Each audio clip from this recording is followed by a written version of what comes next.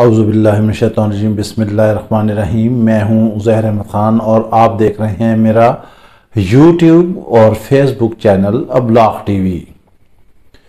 इस वक्त सियासत बहुत ज़ोरों पर है, बल्कि बहुत शोरों पर है। आप यूं कह लीजिए कि गिरफ्तारियां हो रही हैं, मुकदमात के इंदराज हो रहे हैं, पेशियां हो रही हैं, जमानतें हो रही हैं, मुचलके भरे जा रहे हैं, सोशल मीडिया पर ट्रेंड बन रहे हैं, ट्विटर पर ट्रेंड बन रहे हैं, सियासतदान एक दूसरे को घसीटने में लगे हुए हैं। कप्तान की हाई कोर्ट में पेशी थी 780A के तहत, उन्हें जो है 1 सितंबर तक जो है उन्हें अबूरी जमानत दे दी गई है। वो पेश हुए थे, बड़ा जोर शोर था, 800-900 अहलकार कमांडोज के साथ वहां तैनात थे। वजीर दाखिला दावा कर रहे थे कि गिरफ्तारी का हुक्म हुआ तो हम गिरफ्तार कर लेंगे, जमानत कैंसिल हुई तो हम गिरफ्तार कर लेंगे। लेकिन कप्तान भी बहादुर है, डटा रहा और वो पेश हुआ। बहरहाल अब अगली पेशी पर देखते हैं क्या हालात होते हैं। आगे कप्तान के जलसे जा रहे हैं। मुल्क में एक अजीबो गरीब सूरत हाल है। पंजाब में आज वजीर दाखिला के खिलाफ जो है वो मुकदमा दर्ज कर लिया गया है गुजरात के शहर में कि उन्होंने जो है अदलिया के खिलाफ हर्जा सराई की है और ऐसे कलमात इस्तेमाल किए हैं। इसी तरह मौलाना फजल रहमान, मरियम नवाज, हमजा शहबाज, शहबाज शरीफ, मतलब एक लंबी कतार लगी हुई है, एक लंबी लाइन है जिसके तहत ये सारे मामला चल रहे हैं। क्योंकि टिट फॉर टैट के तहत इस वक्त हुकूमत चल रही है। वफाक में 22 किलोमीटर की हुकूमत है नून लीग की, और पीटीआई के पास जो है एक बड़ी हुकूमत है, लेकिन वो इंतहाई बिल्कुल कमज़ोर कदमों पर खड़ी हुई है और कुछ भी नहीं कर पा रही।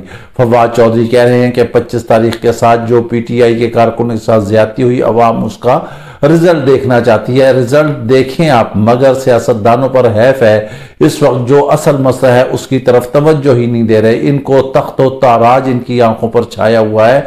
इनके सामने वजारत उस्मा की सीटें हैं, वजारतें हैं, एमपी हैं, एमपीएज हैं, अपनी अय्याशी हैं, गैर मुमालिक के दौरे हैं। और मुल्क को आप देखें, इस वक्त आधे से ज्यादा मुल्क डूब चुका है सैलाबों और बारिश की वजह से। सिंध देखें, आप बलोचिस्तान देखें, आप राजनपुर देखें, आप आज़ाद कश्मीर देखें, आप अंदरूने पंजाब देखें, आप डीआई खान देखें, आप देखें हर तरफ मसाइल ही मसाइल हैं। लाशों की लाशें पड़ी हुई हैं। 900 से ज्यादा लोग जो हैं वो इस सैलाब की नजर हो चुके हैं। हजारों लाखों घर जो हैं वो नेस्तो नाबूद हो चुके हैं, वो सैलाब बुर्द हो चुके हैं। लोग बेयारो मदद खुले आसमान के नीचे पड़े हुए हैं, करोड़ों लोग आसमान के नीचे पड़े हुए हैं। और यहाँ पर सियासतदानों को देखें कि वो बड़े से बड़े जलसे कर रहे हैं, लाइव कर रहे हैं। कई हुकूमत उन पर पाबंदियां लगा रही हैं, कैमरा के जरिए पाबंद किया जा रहा है कि इन्हें बराह रास्त नहीं दिखाया जाएगा, रिकॉर्डिंग कराई जाएगी, रिकॉर्डिंग दिखाई जाएगी। एक अजीब ड्रामाबाजी मचाई हुई है इन सियासतदानों ने। ना इन्हें कोई मुल्क का ख्याल है, ना इन्हें कोई कौम का ख्याल है, ना इन्हें कोई सैलाब का ख्याल है। आज 75 साल के बाद भी मांग रहे हैं, भीख मांग रहे हैं।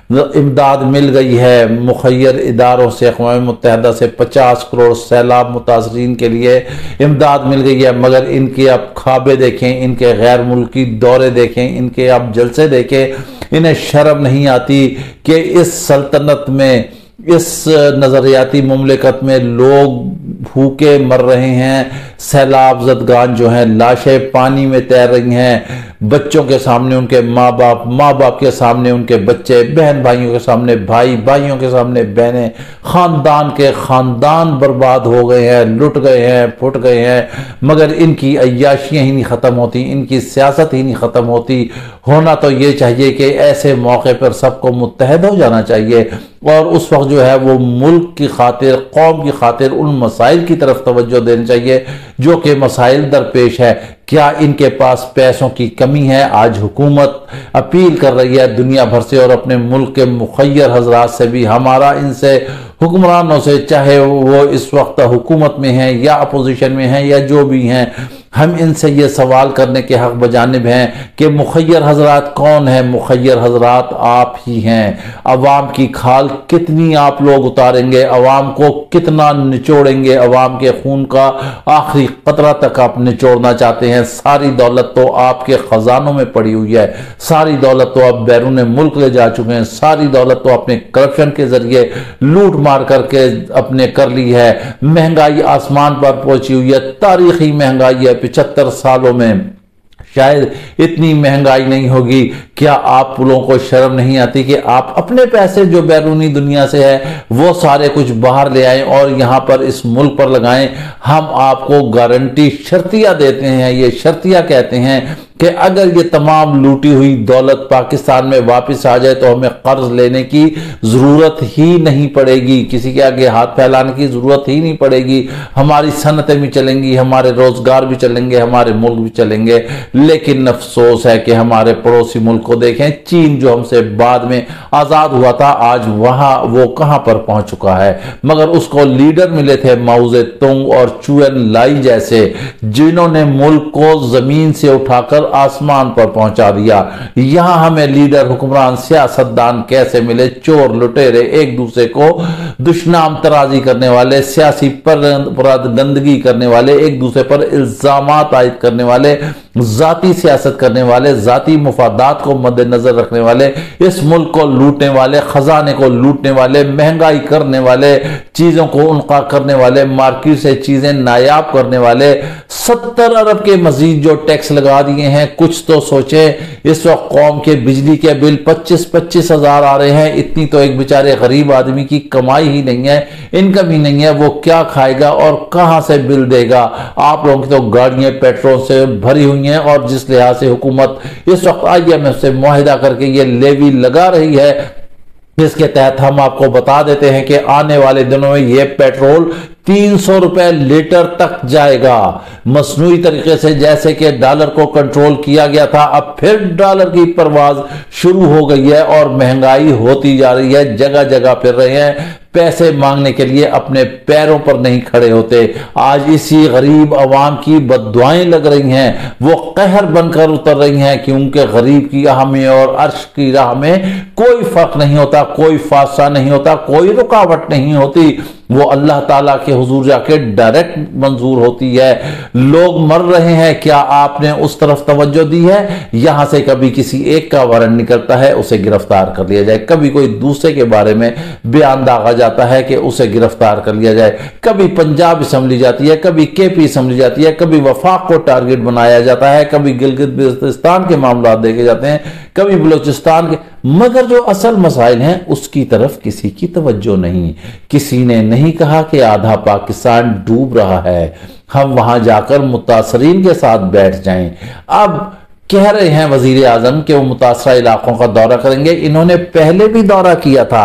हम आपको बताते हैं कि उस दौरे का क्या फायदा जो ऊपर जहाज पे बैठ के फिजाई जायजा लिया। जायजा नहीं, वो आप गरीब आवाम का मजाक उड़ा रहे हैं, तमस्खुर उड़ा रहे हैं। उनकी लाशें पानी में तैर रही हैं, उनके पास राशन नहीं है, उनके पास टेंट नहीं है, उनके पास रहने की जगह नहीं है, उनके पास छत नहीं है, और आप ऊपर फिजाओं से उनका तमाशा देखकर और फिर आप वापस आ जाते हैं और आप यहां पर आके चेक तकसीम करते हैं। तबाह हो रहा है सिंध, तबाह हो रहा है बलूचिस्तान, तबाह हो रहा है राजनपुर, तबाह हो रहा है डेरा इस्माइल खान, तबाह हो रहा है अंदरूने पंजाब। आपने 75 सालों में क्या किया? कोई ऐसा काबिल जिक्र डैम बनाया?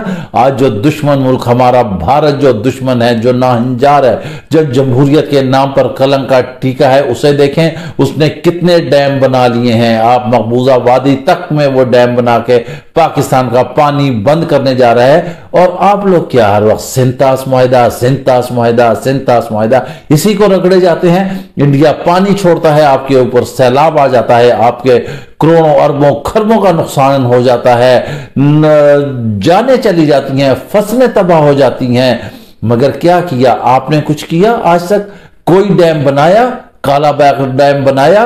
बड़े बड़े डिक्टेटर भी आए, जमहूरियत पसंद भी आए, बड़े बड़े ऐलान भी किए, वादे वही भी किए, लेकिन कुछ भी ना बना सके। पानी कैसे तबाह हो जाता है। अताबाद की झील आपको याद होगी, जो कुदरती तौर पे डैम का जखीरा बना था, वो भी ये हुक्मरान उसे भी ना सेव कर सके। मुल्क में पीने का पानी नहीं है, साफ पानी नहीं मुयसर हो रहा है, तालीम नहीं है, रोजगार नहीं है, महंगाई है। अब बारिशें हो गई हैं, सिंध, अंदरूने सिंध तबाह हो चुका है, बलोचिस्तान तबाह हो चुका है, पंजाब तबाह हो चुका है। आने वाला वक्त एक कहत की नवीज सुना रहा है, वो कहत की खबर बदखबरी सुना रहा है कि कहत पड़ेगा। आज आप देख लें कि सब्जी जो है वो 500-500, 600-600 रुपए, 400-400 रुपए किलो बिक रही है, और वो भी नायाब है, मिलती ही नहीं है मार्केट में। जब कोई लेने के लिए जाए, जब वहां से सारी सब्जियां बंद हो जाएंगी, सैलाब आ गया है, खड़ी खड़ी फसलें तबाह हो गई हैं, गंदम तबाह हो गया है, दाल चावल सब कुछ तबाह बर्बाद हो गया है, फसलें सब्जियां तबाह हो गई हैं, आलू टमाटर प्याज सब तबाह हो गया है। तो आने वाला दौर कहत का ही नजर आ रहा है। ये सब हमारे हुक्मरानों के करतूत है, ये इनके ही किरदार हैं, जिसकी वजह से आज मुल्क और कौम तबाही के दहाने पे पहुंच रहा है। ये अपने गिरबान में नहीं झांकते, ये अवाम के मसाइल हल नहीं करते, ये पानी के जखायर नहीं बनाते। आप बड़े डैम ना बना सके, लानत भेज दें, उसे छोड़ दें, दफा कर दें। आप मिनी डैम तो जगह जगह बना सकते हैं, आप पानी को स्टोर तो कर सकते हैं। भारत जब पानी छोड़ता है तो कहते हैं, शोर मचा देते हैं वावेला कि भारत ने हमें बताया नहीं, मुआहदे की खिलाफ वर्जी की। वो आपको क्यों बताएगा? वो तो आपका दुश्मन है, वो तो चाहेगा कि आप डूब के मर जाएं, गर्काब हो के मर जाएं, और कोई बंदा न रहे। आप उससे भले की तवक्को रखते हैं, आप उससे कहते हैं कि मुआहदे की खिलाफ वर्जी है। आपने वादों की खिलाफ वर्जी की है, आपने जो अवाम से वादे किए थे वो नहीं पूरे किए। जो अवाम को जो भी हुक्मरान आता है सब्ज बाग दिखाता है। खुदारा सियासत मत करे, मुल्क को तबाह मत करे, मुल्क तबाह हो रहा है। सब कुछ वाइंड अप कर दे, मत किसी को गिरफ्तार करे, मत कोई जल्द से करे, मत मलाखड़े खड़े, मत एक दूसरे पर इल्जाम तराशियां लगाएं, मत एक दूसरे के लिए जाती हमले और रकीक किस्म के हमले करें। इस मुल्क पर तवज्जो दे, सैलाब पर तवज्जो दे। वही सैलाब ज़दगान है, वही वोटर हैं जो मर रहे हैं, जिनकी वजह से, जिनके कंधों पे बैठकर आप हुक्मरानी करते हैं। और आपकी एक गाड़ी चलती है तो 50 गाड़ियां आपकी हिफाजत के लिए चलते हैं। अवाम को बेयारो मददगार छोड़ दिया है, अल्लाह ताला भी माफ नहीं करेगा। उनकी मदद कीजिए और दुनिया भी कमाएं और आखिरत भी कमाएं। ये सारा कुछ यहीं रह जाना है। सिकंदर आजम से आप बड़े बादशाह नहीं हैं, वो भी खाली हाथ गया था, तो आप तो अमाल भी नहीं साथ लेके जा रहे हैं। अवाम को इतना तंग आमद बजंग आमद किया हुआ है। कभी नवाज शरीफ आ रहे हैं, कभी नहीं आ रहे हैं। आज देखें, आबिद शेर अली ही अपनी ही हुकूमत पर बरस पड़े। उन्होंने मुफ्ता इस्माइल ही की क्लास ले ली। उन्होंने कहा, मुफ्ता साहब फील्ड में जाके देखें, अवाम में जाके देखें। आपने महंगाई इतनी कर दिया कि हम हलकों में नहीं जा सकते। भाई हलकों में कैसे जाएंगे? अवाम आपको जूते मारेगी जब इतनी महंगाई होगी। नून लीग फट रही है, आपस में दरारें पड़ रही हैं। जरदारी अलग हो रहा है, फजल रहमान अलहदा हो रहा है, नून लीग अलहदा हो रही है, मीम शीन अलहदा हो रही है। नवाज शरीफ नहीं आने वाले, वो वहां से लंदन से किसी और मुल्क में चले जाएंगे अगर वहां उनके केस जो हैं वो वाइंड अप हो रहे हैं और उन्हें निकाल रहा है। पाकिस्तान के हालात तकाजा कर रहे हैं कि वो नहीं आएंगे। आप एक चीज को खुले दिल से क्यों नहीं तस्लीम कर लेते कि इस वक्त कप्तान की जो रेटिंग है, जो उसकी फैन फॉलोइंग है, वो आपकी सोचों से भी कहीं ज्यादा है। वो अगर आप इलेक्शन करा लें, फ्री एंड फेयर करा लें, वो क्लीन स्वीप करेगा। कराची के ज़िमनी इलेक्शन के रिजल्ट देख लिए, अभी थोड़ा सा आप सब्र कर जाएं, थोड़ा सा सब्र कर जाएं। आप ये देख लेंगे ये 9 सीटें जो ज़िमनी इंतखाबात हो रहे हैं, इन पे क्या रिजल्ट होगा। उसने जो कौम को सबक पढ़ाया है वो कौम सबक अजबर कर चुकी है, वो उसे फॉलो कर रही है। आप लोगों ने कुछ भी कौम और मुल्क को नहीं दिया, गो के उसके भी ऐसी गलतियां थी, मगर वो एक अपने डिटरमिन तरीके से अपने एक ही बयानिए पे वो डटा रहा और आज तक वो डटा हुआ है। और वो डर नहीं रहा, वो भाग नहीं रहा, वो बैरूने मुल्क नहीं जा रहा, उसके बच्चे जो हैं वो होते रहे, मगर यहां से ये नहीं होता कि सियासत में हमजा की तरह हिस्सा ले और फिर उसके बाद वो बैरूने मुल्क भाग जाए और चले जाए, वहां से बयान दागते रहे। नहीं, इमरान खान ने कहा है शौक से मेरा नाम ECL में डालें, मैं मुल्क में ही रहूंगा, मेरा ओढ़ना बिछोना मरना जीना मेरे अपने मुल्क के साथ है, मेरे कौम के साथ है। यही चीज उसे कौम को जो है वो अट्रैक्ट करती है। इसी वजह से इमरान खान आज छाया हुआ है, ये भी आपकी अपनी गलतियों की वजह से। अगर आपको उसकी हुकूमत ना गिराते तो शायद आज इमरान खान इतनी हाइप क्रिएट ना करते। आपके वो गलत फैसले थे, ना ही आपसे हुकूमत संभाली गई, ना ही जब आप अपोजिशन में थे उस वक्त कुछ करते रहे। भानुमति के कुनबे को तो आपने इकट्ठा कर लिया, मगर अफसोस है कि आप में हुक्मरानी के गुण नहीं थे। आप खुले दिल से तस्लीम करें कि बैनुल अक़वामी सतह पर भी इमरान खान को देखा सुना और कवर किया जाता है। अगर अल्लाह ताला ने एक लीडर की सूरत में आपको कप्तान दे दिया है तो उसकी कदर करें, उसे काम करने दें, मुल्क को तरक्की देने दें। कौम उसे मौका देना चाहती है तो इस मुल्क की कोई ताकत भी उसे नहीं रोक सकती। अगर अल्लाह ताला ही चाहे तो वही रोकेगा, तमाम फैसले उसके होते हैं, वो कारसाज है, वो जो चाहता है वही होगा। अगर आप लोगों के नसीब में जिलालत लिखी है तो वो होगी और कप्तान सुरखरू होगा। वो मुल्क के लिए कुछ करना चाहता है, आप लोगों को वो शिकस्त फाश से दो चार करेगा, 9 की 9 सीटें अब वो जीतेगा और उसके बाद इलेक्शन में क्लीन स्वीप करेगा। आप ये नोट करके रखें। इसके साथ ही आप हमें इजाजत दीजिए, अपना ख्याल रखिएगा। अल्लाह हाफिज।